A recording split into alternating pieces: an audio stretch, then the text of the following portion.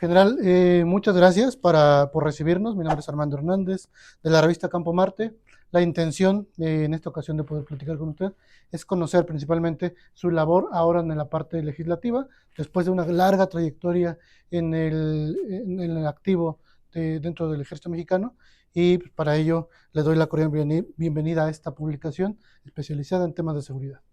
Es usted muy amable, Armando, y estamos aquí a su disposición. Pues esto de muy antiguo, sí, estuvimos muchos años en el servicio activo, aproximadamente 48 años, un poco más, y pues siempre estuvimos en el área operativa mayormente. Sin duda, su experiencia, su trayectoria dentro del ejército mexicano lo fue marcando desde que inició. Primero, a lo mejor si nos puede compartir para tener el preámbulo, ¿qué lo motivó para ingresar a las Fuerzas Armadas, específicamente al ejército mexicano? Pues mire, yo soy de Progreso, Yucatán.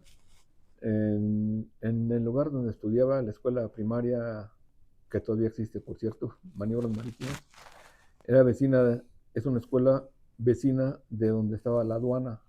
Y donde estaba la aduana había, esto es una referencia de mi edad en la primaria y en la convivencia con personal militar, porque eran los vecinos en la escuela. Entonces desde la escuela veíamos que marchaban pues, que nosotros hacían instrucción, ¿no? Marchaban. Ese es el recuerdo que tengo, pero nada que ver con la decisión al final. Eso nada más como un preámbulo, ¿no? De que ya había visto a los soldados y que en lo que hacían en su rutina matutina, diría yo, ¿no? Que era cuando asistía a clases. De ahí soy el mayor de 9 hermanos. Entonces, cuando, cuando estoy en la secundaria, ya para finalizar, mi padre quería que yo fuera a estudiar a la normal. Uh, uh, También cito que mi familia es campechana y yucateca. Soy del Puerto de Progreso, Yucatán, como decía, y el, el hecho es que tenía como antecedente que aún algunos primos de la familia campechana habían estudiado en la normal en Calquiní, Campeche. Entonces mi padre había visto como una oportunidad, y yo siendo el mayor, pues ahora en este periodo es cuando llegan las invitaciones de los planteles militares, tanto de la Escuela Naval como del Colegio Militar, y allí es donde refiero yo que no estaba yo muy de acuerdo en ir a estudiar a la normal. Yo no tenía, bueno, no me sentía yo con ninguna característica para desempeñarme como maestro, y entonces es lo que va a hacer que yo me incline en tener la oportunidad de hablar con mi padre para decirle que me diera la oportunidad de ir a concursar al Colegio Militar, porque no quería ser maestro, sin saber que dentro de lo militar prácticamente todos los días estamos aprendiendo y enseñando, ¿no? Esta pregunta se la quiero hacer porque sin duda ese bagaje que usted logró crear le dio una visión distinta de la seguridad nacional como concepto, como un amplio espectro. Quisiera que si nos pueda compartir un poco de después de tantos años, cómo ve ahora en esta posición legislativa, qué es para usted la seguridad nacional en México.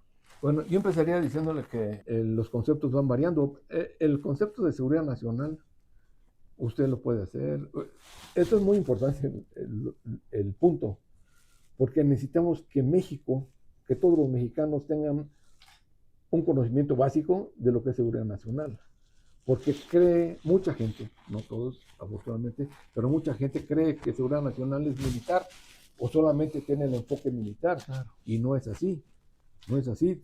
Todos formamos parte de la seguridad nacional. Aun cuando la seguridad nacional derive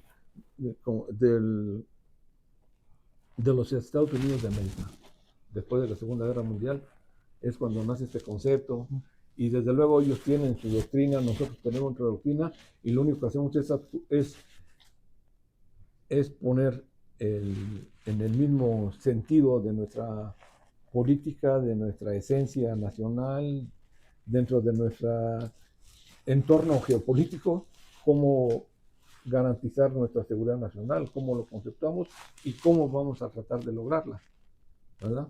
Claro. Porque finalmente la seguridad nacional es un todo. tenemos una seguridad pública y tenemos una olvidada seguridad interior, ¿verdad? Y más aún, ya hablamos de seguridad humana, la del ciudadano, ¿verdad?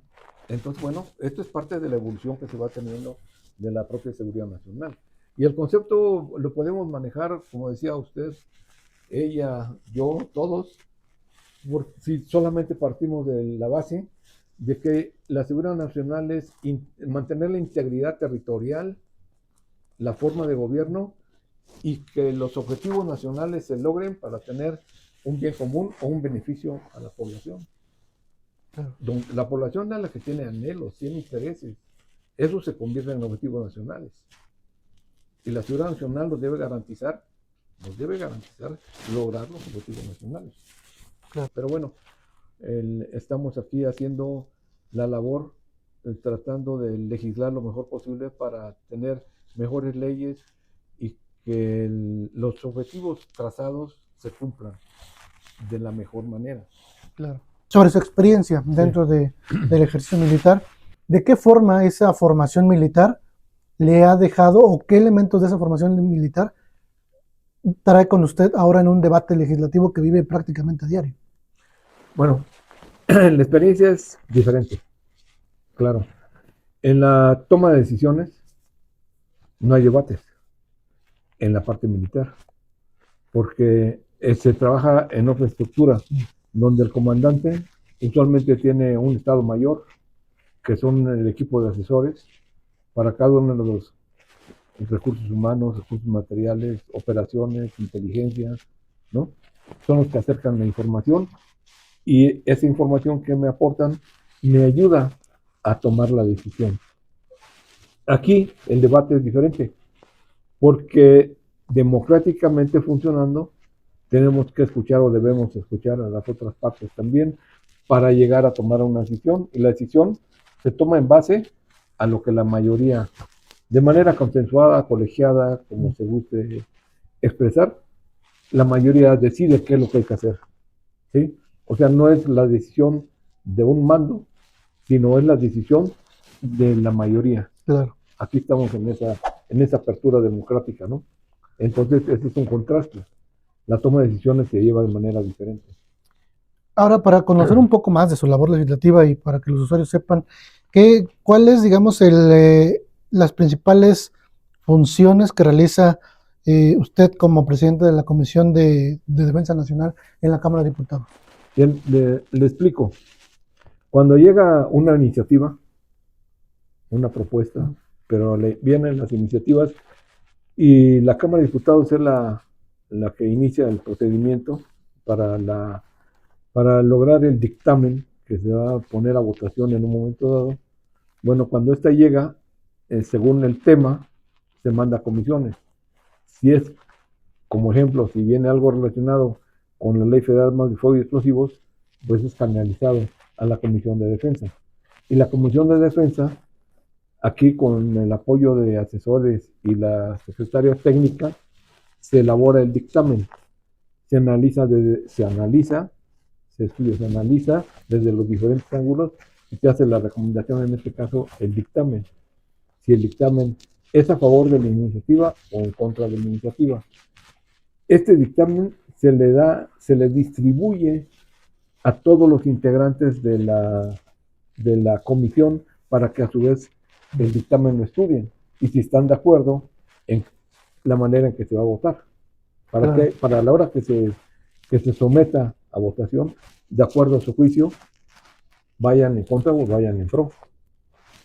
El asunto es que en el tiempo que se les da a ellos, por reglamento, ellos tienen que darnos una respuesta.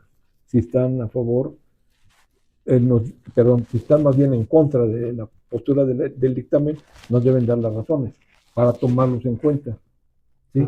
Y cuando nos sentemos, el día que sesionamos, todos estamos enterados si estamos a favor o estamos en contra, o quién está a favor o quién está en contra, y viene el debate en la propia comisión, ¿sí?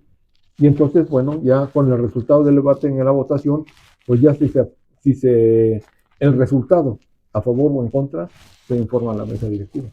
para seguir el proceso legislativo. General, ¿usted cree que esta Comisión de Defensa Nacional es un punto de equilibrio institucional entre, por ejemplo, la parte del Poder Legislativo y las Fuerzas Armadas? ¿Hay en algún momento ese, funciona como un equilibrio? ¿Funciona? Por supuesto que sí, por supuesto que sí, porque técnicamente, ¿sí? Si tenemos una duda, quien nos va a ayudar a orientarnos es la Secretaría de Defensa Nacional. Entonces sí tenemos una coordinación para consultar. Si los consultamos y ellos nos pueden dar su opinión también y consideramos la opinión. Y la opinión que nos dé en este caso la Secretaría de Defensa Nacional se pone a conocimiento de los integrantes de la comisión. O sea, ellos inclusive en el primer periodo que tuvimos, en el primer año, tuvimos 2 reuniones con el propio secretario de Defensa Nacional. Precisamente la segunda fue para el asunto de la Ley Federal de Armas de Fuego y Explosivos. ¿Por qué? Porque necesitamos que los señores diputados y diputadas, señoras diputadas, observen lo que no es común, las armas. Pero más allá, yo puedo conocer una pistola o tener ideas de un revólver, de un fusil, pero no conozco los artefactos que dicen que la delincuencia organizada está usando para atacar a las policías y a los militares, a la Guardia Nacional, como son los drones, por ejemplo. Entonces, en esta plática que tuvimos con mi jefe secretario, tuvimos una exposición para que los señores diputadas y diputados se dieran cuenta, conocieran de primera mano de qué estamos hablando. Entonces, es necesaria esa coordinación con la Secretaría de Defensa Nacional. De tal manera que ellos pueden ver y seguramente que en la mente les va a cambiar la imagen que tenían de cómo se lo imaginan cuando lo leen en el periódico o cuando lo ven en la televisión a cuando lo están viendo físicamente. Este es el dron y este es el artefacto explosivo que usan para dañar a nuestras tropas o a las policías, a la autoridad. En este sentido, ¿cuál considera que han sido los temas o iniciativas que han marcado la agenda de esta comisión durante esta legislatura? Bueno, una de las más importantes fue precisamente la Ley Federal de Armas de Fuego y Explosivos. ¿Por qué? La Ley Federal de Armas, la original, es de 1972. Ok. ¿Sí? Entonces, del 72 al 25. Más de 50 años. ¿Sí? Y sí tenía correcciones, sí tenía actualizaciones, pero realmente ya necesitaba una actualización, una modernización por todos los temas que se han incluido ahora. Por ejemplo, los drones otra vez, los artefactos explosivos, algunos datos, algunas nomenclaturas que ya no estaban en uso o que había que incluir algunas que no estaban en el 72 o en ese transcurso. Claro. ¿Sí? Entonces, eso sirvió de mucho. De hecho, algunos mitos también se derribaron, como las armas de asalto. No hay armas de asalto. Porque luego escuchamos en los medios de comunicación, los armas de asalto son rifles y fusiles, pero no hay fusil de asalto ni hay rifle de asalto. Eso es producto de la mercadotecnia, claro, o que alguien utilizó y lo agarran. No, aquí, porque estos estaban en algunas propuestas y escuchado con los propios señores diputados, mencionaban las armas de asalto. No hay asalto. Son rifles y son fusiles. Son pistolas, son revólveres, pero no hay. También las municiones de alto poder. No hay municiones de alto poder. Eso es el que la vende, le pone en letrero high power. Ok. ¿Sí? Ya. Porque el número de granos, son tecnicismos. Sí, claro. Pero para efectos de la Ley Federal de Armas de Fuego y Explosivos, se hizo un glosario, voy a decir el término, un glosario, donde se trata de unificar de qué estamos hablando. Eso no estaba, por ejemplo. Entonces sí es, como dicen en la iglesia, era justo y necesario hacerle una buena modificación a la Ley Federal de Armas de Fuego y Explosivos para tener una actualización y que se aplicaran, además de actualizar también las penas y las multas, porque esa es la otra parte. Algunas cosas quedan volando y luego no se aplica el castigo correspondiente al delito. Sin duda hay un análisis técnico, como usted dice, de las Fuerzas Armadas en general, tanto el Ejército Mexicano, supongo que el Secretario de Marina, todos los involucrados en Fuerzas Armadas y el trabajo legislativo que al final conlleva este mismo fin. Que usted que está dentro de esta parte legislativa, eh, ¿cuál es la siguiente evolución de esta, por ejemplo, ley de armas y explosivos? ¿Hacia dónde va? Bueno, seguramente que a futuro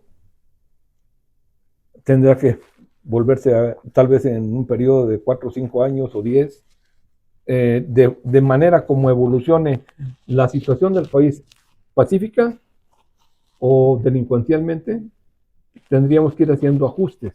Eso va a ser a posteriori, porque hay algunas cosas que no estarán contempladas hoy día y que mañana o pasado puedan resultar. Algún calibre extra, algún tipo de arma diferente, Claro. ¿verdad? Que habrá necesidad de volver a revisar e incluir para que se autorice o no se autorice su uso y para imponer las penas que correspondan en su mal uso, ¿no? Es lo que creo yo, que esto es dinámico. Finalmente el Estado es un ser vivo también, ¿no? Y entonces todos los días está motivando cambios en su estructura, en su funcionamiento y en la consecución de sus objetivos. Claro. No, y tenemos un país vecino que, Que empuja, ¿no? claro, Que empuja. Este realmente es un vecino complicado históricamente porque el flujo de armas que nos llegan del norte no es de ahora, ha sido históricamente también, sino pues recordemos a Pancho Villa, ¿no? Cuando platican de la intervención en Columbus, ¿no? claro. Que al parecer, pues, a mí no me consta, pero al parecer era un reclamo de armas, ¿no? Entonces, ¿por qué los mismos revolucionarios pues recibían armamento del norte, ¿no? Y bueno, en diferentes movimientos que han habido, pues siempre el armamento ha estado presente. Si no fuera así, no tuvieran con qué, como dijo el general Anaya, ¿verdad? Si hubiera parque, no estarían aquí. Claro. No, le dijo precisamente refiriéndose a los americanos, ¿no? Cuando le pidieron dónde estaban las municiones, ¿no? Dónde estaban los pertrechos. Entonces, siempre ha sido muy, muy compleja la relación con los Estados Unidos desde el punto de vista del flujo de armamento hacia México. Esa parte tiene muchos años que se está tratando de implementar medidas para que ellos lo controlen, pero bueno, cada quien hace lo que puede en su casa, ¿no? Claro. Tal vez no todo lo que debe, pero sí lo que puede.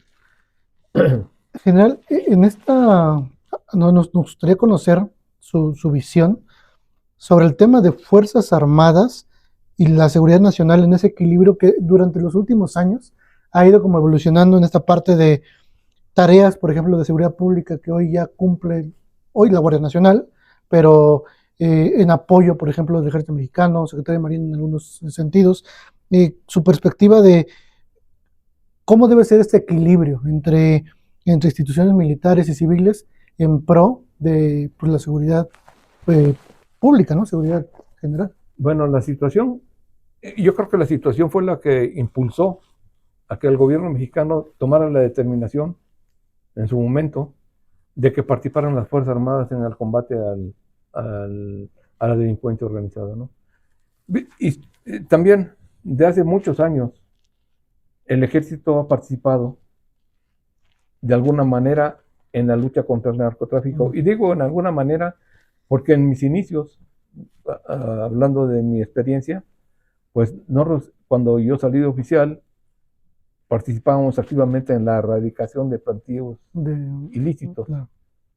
Erradicación. Nada más era participar en la erradicación. Y poco a poco nos fuimos involucrando. Ante la demanda de la delincuencia, pues nos fuimos involucrando cada vez más en el combate a esa delincuencia. Y la delincuencia ha evolucionado también, porque antes era una delincuencia nacional, regional, local, o al revés, local, regional, nacional, y ahora transnacional, porque es una de las nuevas. Sí, claro. ¿Sí? Estos problemas de que ha traído la globalización, ¿no? Y ahora resulta que tenemos problemas con la delincuencia transnacional y los vecinos pues también se quejan de lo mismo. Y entonces pues ya tenemos requerimientos ya no nada más de una seguridad nacional, sino también de una seguridad regional y hasta hemisférica, ¿no? Claro. Como lo hemos estado viendo en los últimos tiempos, ¿no? Entonces, las Fuerzas Armadas sí participaban y poco a poco se han ido involucrando cada vez más, hasta que llegó un momento en que el gobierno de la República determina que se involucren las Fuerzas Armadas de manera más amplia, ¿no? Y desde el Congreso, ¿cómo se puede o cómo se está trabajando para ir caminando? Sabemos que no es fácil, pero ¿cómo se está trabajando en el sentido? No, pues al quedar vetada quedó de manera, voy a usar el término incipiente, y estamos tratando de recuperar algo pues sabemos que debe existir. Y bueno, pues vamos a intentar retomar este punto de la Ley de Seguridad Interior. Sería interesante. Algo que hemos notado dentro de su gestión o que lo que ha ido trabajando es que ha impulsado el reconocer el papel de las mujeres en las Fuerzas Armadas. Sí, claro. Platíquenos un poco cómo ha sido esa experiencia, cuál es su visión al respecto. No, pues a mí me parece bien. La experiencia demuestra que las mujeres son un capital humano que había sido tomado, no discriminado, porque no hay una discriminación, sino tomado poco en cuenta, sí, ¿no? No, no lo asimilamos bien de que una mujer nos venga a dar órdenes, ¿no? Es parte de la cultura, claro, ¿no? Pero poco a poco esto ha ido permeando. Y entonces en la actualidad tuvimos aquí un evento para conmemorar los 109 años de la Escuela Médico Militar, ahora llamada Escuela Militar de Medicina, donde asistieron 2 generalas, ¿no? Una en retiro y una en activo, claro. que es la subdirectora de la Escuela Militar de Medicina. Y entonces ahí van ocupando los cargos que antes estaban nada más para los varones. General, sin duda, bajo su visión, ahora bajo su papel en legislativo, está, yo creo que esa posibilidad a lo mejor de mejorar esa percepción pública del ejército, las instituciones de defensa. ¿Cómo cree que sea el camino para que la población en sí, que sabemos que lo que es ejército, de marina, ahora Guardia Nacional, tiene una gran percepción positiva de la población, pero cómo se puede encaminar para mejorarlo aún más? ¿La imagen? ¿Me habla de imagen? Así es.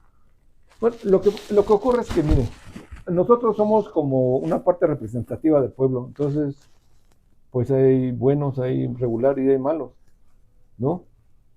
Pero la parte sustancial es la educación.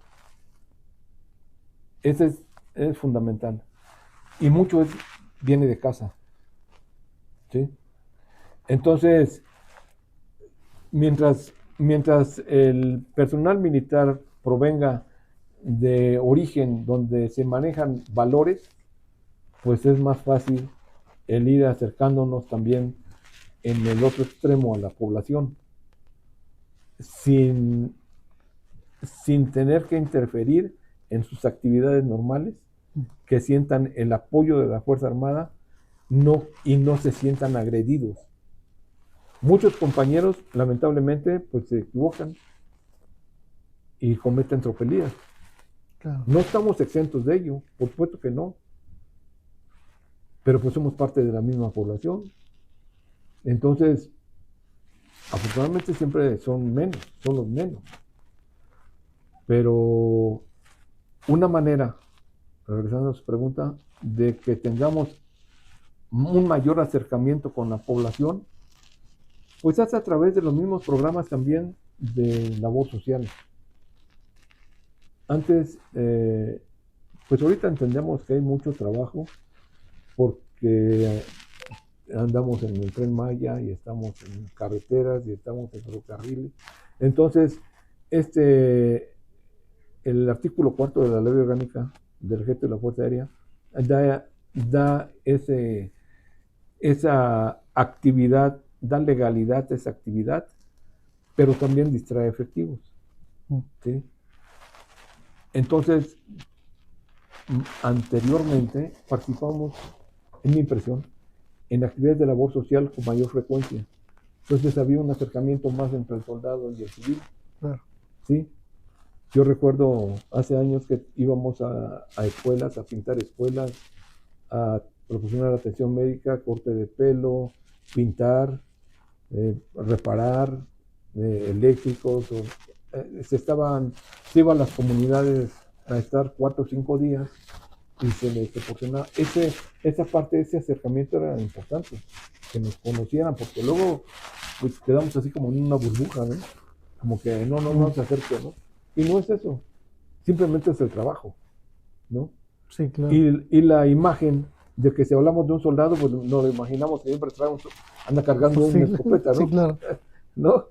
Entonces, esa imagen, pues, no es tan amable, ¿no? Como un policía, pues no anda con el arma en la espalda, ni anda con casco, ni hace que va a entrar en combate, ¿no? Claro. Entonces la imagen se tergiversa. Pero sí hay una buena aceptación y esperamos que se mantenga y se mejore. Finalmente, general, en este sentido, que bien lo dice, tiene que haber una continuidad para ir avanzando y ir evolucionando y progresando. ¿Usted tal vez busca o qué le gustaría dejar como legado después de acabar como en la presidencia de la Comisión de Defensa Nacional? ¿Qué le gustaría a lo mejor dejar para los que siguen? Sabemos que usted busca continuidad de ideas, de proyectos, pero Así. ¿cuál es la idea que usted tiene de dejar para el que sigue? Bueno, pues efectivamente yo creo que dentro de los trabajos en beneficio, lo tendría que ver así, de las Fuerzas Armadas, particularmente Ejército, Fuerza Aérea y Guardia Nacional, ¿no? Tendríamos que ver que, por ejemplo, tenemos la ley del ISFAM, tendríamos que estar viendo que haya no mayores beneficios, sino mejores beneficios, ¿no? Voy a citar el caso del enfrentamiento fuerte que hubo últimamente, ¿no? Entonces, ¿qué beneficios? Hay gente que fallece lamentablemente y hay gente que queda herida lamentablemente también. Pero tenemos que ver que los beneficios que proporciona el ISFAM sean lo más adecuados posible, sobre todo donde ya va a faltar la persona. Sí. Y tendríamos que ver educación también, escuelas, becas, no sé, las pensiones, cómo se manejan. Yo sé que la ley ampara, pero también tendríamos que estar viendo la actualización de estos beneficios, ¿no? Que nuestra gente sepa que cuando va a cumplir con su deber está bien respaldado. Y yo creo que esta es una parte importante, la ley del ISFAM. Otra, pues son la aplicación de la Ley Federal de Armas, la aplicación y los castigos, porque esa es parte importante. La impunidad nos hace daño, ¿no? La impunidad hace que el delincuente se sienta, no pasa nada, ¿no? No es nada más la aplicación de la ley, sino la falta de la, bueno, la falta de la aplicación, pero lo que permite es la impunidad. Y entonces por eso nos sorprende, o a veces ya ni nos sorprende, cuando vemos noticias en la televisión donde hay tantos atracos que parecen tan sencillos, pero que la gente lo hace tal vez porque sabe que no pasa nada, ¿no? Sí, claro.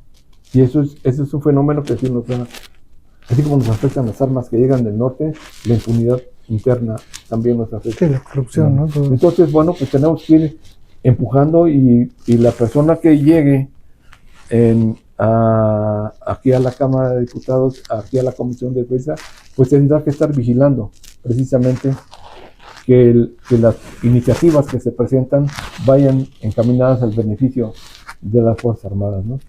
De las iniciativas que afecten a las Fuerzas Armadas. Ahora, para el pueblo, obviamente que todo lo que se legisla tiene que estar encaminado al cumplimiento de los objetivos nacionales que cada gobierno se fija, y teníamos que ir caminando en ese mismo eje. General, pues yo le agradezco mucho. A lo mejor la plática es corta para la inmensidad que requiere una comisión de defensa nacional como lo lleva usted a cabo como presidente, pero creo que nos da un panorama amplio y sobre todo los usuarios que seguramente van a estar pues preguntando, ¿no? ¿Qué más viene? ¿Hacia dónde va México en el aspecto de la seguridad nacional? Y pues yo le agradezco mucho a título de Campo Marte esta oportunidad de platicar con nosotros. No, gracias y pues que no sea la última vez. Muy bien, general. Pues a mí me da gusto saludarlos y desde luego a sus, no digo su auditorio, sino a sus lectores, un saludo afectuoso y que estamos aquí a la orden, estamos a disposición de ustedes. ¿Verdad? Que amablemente nos visitan y nos dan la oportunidad de platicar y que conozcan un poco más de lo que se hace aquí dentro de la Cámara de Diputados.